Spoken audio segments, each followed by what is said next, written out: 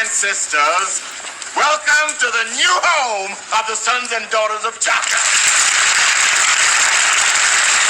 The storm is past, and once again our mighty ship is back on course.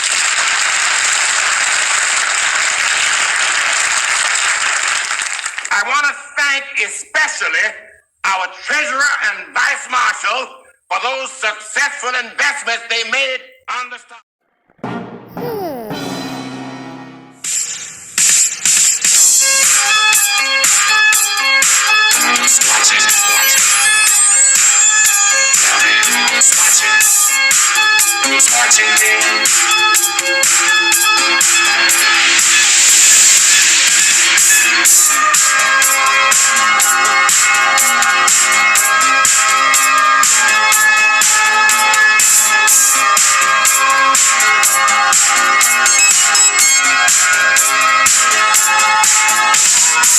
I'm just an average man with an average life. I work from 9 to 5.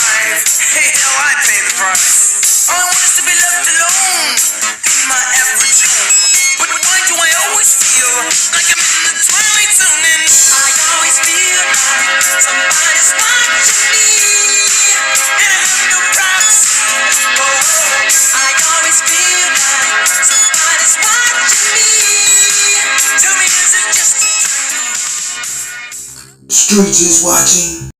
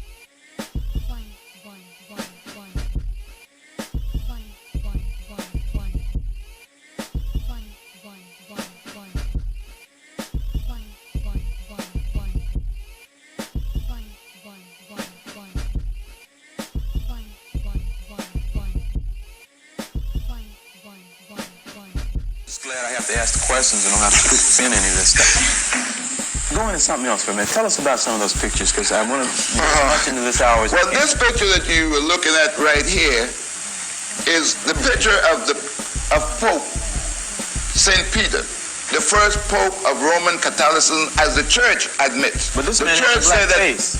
black face, black everything. If you strip him, it's black all the way down except his fingernails and all those things like that. Well, how do I know you just didn't get a picture and paint a black face on it? No, that is the statue in Rome. That you're looking at now. Know what the best Take a jet.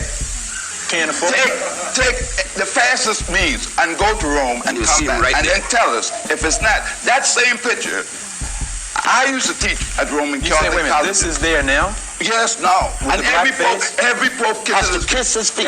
every pope kisses his toe. They said his toes are worn by the thousand kisses placed there.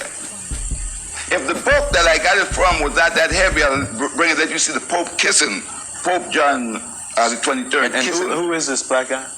Saint Peter, Peter. the man that they told you, every black minister, every white minister says, Jesus gave Peter the keys to heaven, which means that no white man, nobody else could enter into heaven unless he come by way of me, the black man. But I hold the keys to heaven. That's right. And there's no reason why Peter should not open for me. He suffered too then. What else you got there? Well, what I have here is some black saints. St. Augustine, some of you say that St. Augustine, St. John Chrysostom, St. Athanasius, and St. Ambrose. Black saints of the church. You have to remember that Christianity is called in Europe and by Europeans as the new religion. Right. It was alien to Europe. Emperor Constantine is the one who decided to take it. He said, I need a religion to unify my empire. With this religion, I could then conquer the world. And he himself was never a Christian until on his dying bed in the year 337 when he became converted to Christianity. But he took it to unify his empire. Isn't it Augustine in his unchristian doctrines? He wrote 48 different works. The three most noted in the West is his Confessions, which he specified who he was, and then the Holy City of God, and the last was on Christian doctrines, the fundamental principles for modern Christianity. Three black women, Felicita, Perpetua, and Nymphana, were the first to die for Jesus Christ.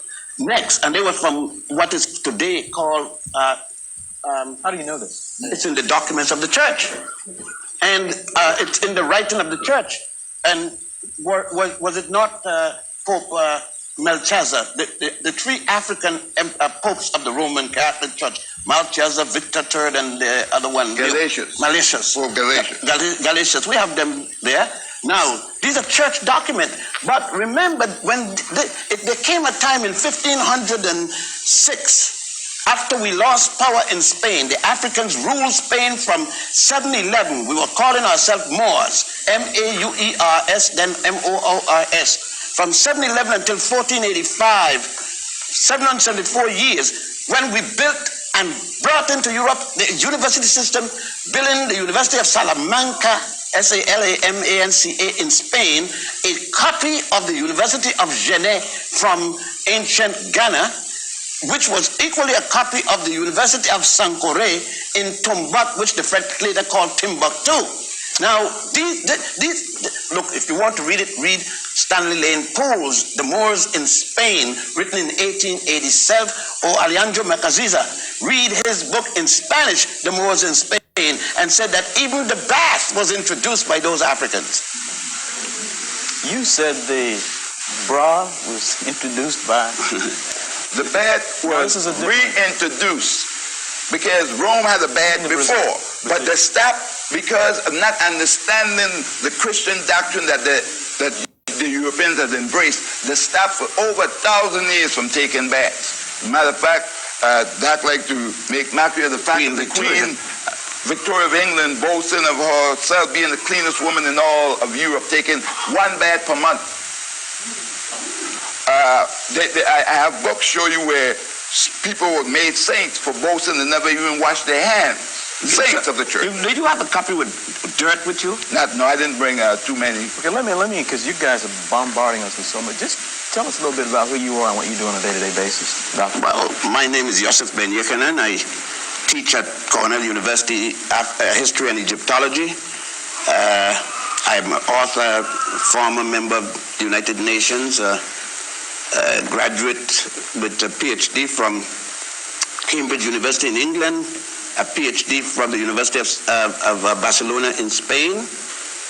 That should help. I originally was a civil engineer who turned to anthropology and history with a law degree and practiced law.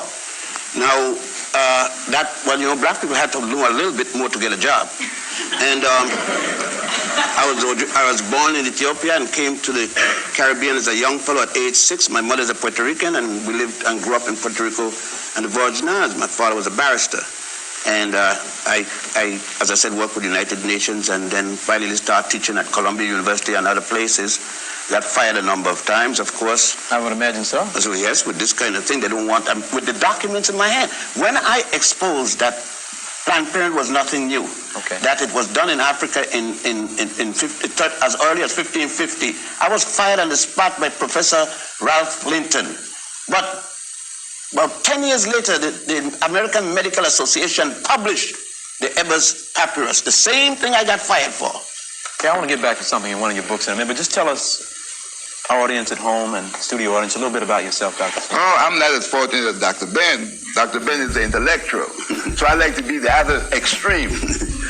I like to say that my college is that of hard knocks, and I use myself as the example as to how high a black man could come from mother wit. Mother wit in the sense that it is said that blacks are not intelligent. And so that what we do is complement each other. He being the extreme with all the degrees, and I will remain the little fellow in the street. However, the little fellow in the street have taught at some of your best colleges and taught the professors so that they could teach you. I've taught at Marist College. I've lectured for Yale. I have lectured in most of your best institutions. I just went to do a week seminar out in the state of Washington to educate some professors how to teach in teaching and teaching logic. I think what happened, like some people say, well, Simmons, why don't you go and get the thing? I said, no, at my age, I'm not looking for prestige, but my children will. And since there's a thing that black people are dumb, I like to sit back being dumb and just waste the intellectual other folks away. But he's being very modest. I'm looking for that. He's my associate in my office. That's all right. And yes, and at Malcolm King College, and was the chairman of the Department of History in many schools, so he's being modest. Let's get back to some of this. Let me see that for a minute. Let's get back to some of this stuff we were talking about last night. You were talking about at dinner. You guys just took on the Bible. And which one? There are many Bibles. You got about 3,000 versions, and the one that most people here believe in is the King James version. And when a version is not a fact, the version is something like the original. And James commissioned 47 men under Sir Francis Bacon. He pulled them from Cambridge University, Oxford University, University of Eton, and University of Scotland at Glasgow. Those 47 men wrote God's words. You're not going to be very popular in this area. I didn't plan to be. Okay. This quote from one of your books, and this will be available to our studio audience, and we'll talk about this a little bit after we get off the air. And I'm not even sure I should read this. This is from the Bible. That's the Bible in this. You should read it. Read what was in Genesis up until the 6th century. It is still in the Book of Mormons. That's the people in Salt Lake City, which many blacks have joined because they'll join the Ku Klux Klan as the open membership. It is still in the Calvinist teaching in South Africa. And read what was in the Bible up until the 6th century. So you're saying that this is still in the Mormon Bible? It's still in the Mormon Bible. It is still in the Calvinist Bible. And look at the bottom where the Roman Catholic Church had it, and they now make an excuse that they were sorry that it was ever in there, but nevertheless it was. All right, let me just share this with our audience here and our audience at home. And this is from one of Dr. Ben's books. And from all the books, that it's on page 120 and 21. All right. in that book. Let me just share a little bit of it here, because I want to get some reaction from you, and it's something for folks to think about. And you say this is from a Bible.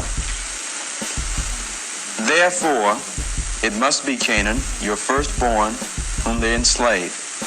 And I'm just starting in the kind of the middle because there's a lot of it here. And since you have disabled me, doing ugly things in blackness of night, Canaan's children shall be born ugly and black. Moreover, because you twisted your head around to see my nakedness, your grandchildren's hair shall be twisted into kinks, and their eyes red. Again, because your lips jested at my misfortune, theirs shall swell. And because you neglected my nakedness, they shall go naked. And the rest of this stuff is underlined. And this is a quote from the book. Bible, you say. And their male members shall be shamefully elongated. Men of this race are called Negroes. Their forefather Canaan commanded them to love theft and fornication, to be banded together in hatred of their masters, and never to tell the truth. That's right. It was in the Judeo-Christian Bible until the 6th century of the Christian era, also called AD, Anno Domini. And some black ministers refer to it. Just a few weeks ago in New York, I was listening to my radio on one of these religious programs sponsored by a liquor store. And it says, the minister says that these young blacks are acting up. We shouldn't act up anyhow, because when we die and we go to heaven, we're going to be white anyhow. So we say anything. Remember that we did not know that Christianity came from Egypt, and that the first monastery was on the island of Philae, which is still there now, and that the Christianity went into Ethiopia and all of North Africa, where they had 7 patriarchs and 27 bishops before the first one in Greece or Rome. We knew nothing about that. We didn't know. Up to now, you got black people sending missionaries to Africa, not knowing that the Coptic church is older than the Roman church. We still send missionaries. We still tell lies about Africans eating the missionaries. I wish we did eat the missionaries, then we would have had no problem. But we still got that. We still got roots. People thinking that roots has had something to do with history when the man says a novel. People naming their children Kente Conte and Conte Kente and all kind of thing now. But these people. You take issue with that? You find something wrong? Yeah, it's garbage. It has nothing to do with history. Are you calling it's Roots, a novel. Roots the most popular television show in the history Amos of and Andy was the most popular radio show. And it had nothing to do with black people. It were 2 white Jews. You know, there's such this. I told you, the worst part of our enslavement is not the shackle on the hand, it's the shackle on the mind. What we have been conditioned. Remember this, that the slave master doesn't train his slave to be free. We once used to train ourselves when we had such things as the African Methodist Episcopal Church, the African Baptist Church, the African newspaper. Wait, there might be one way to get what you want. Tell me. There's an ancient creature imprisoned for 100 years. Most are afraid to even speak its name, for fear it might return. Go on. It's more powerful than any army, and once you tell it what you want, no one can stop